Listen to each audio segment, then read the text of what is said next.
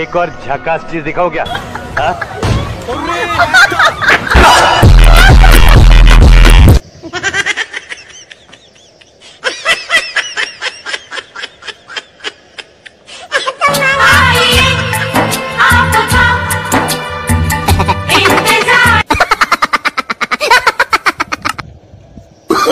Oh, no, no, no, no.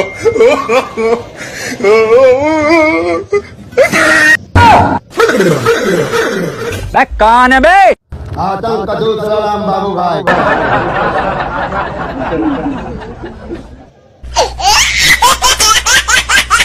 इधर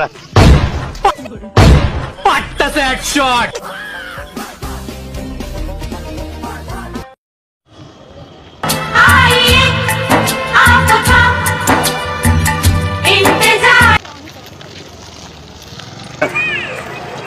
excuse me madam, বলছি এইদিকে নীলাঞ্জনার গেটটা কোন দিকে আছে?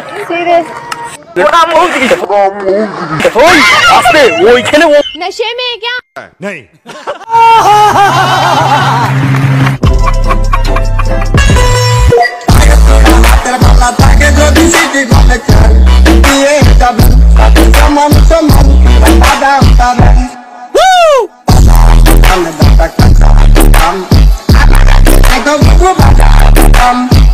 সো গাইস, তো প্যাং ভিডিওটা তো এই পর্যন্ত।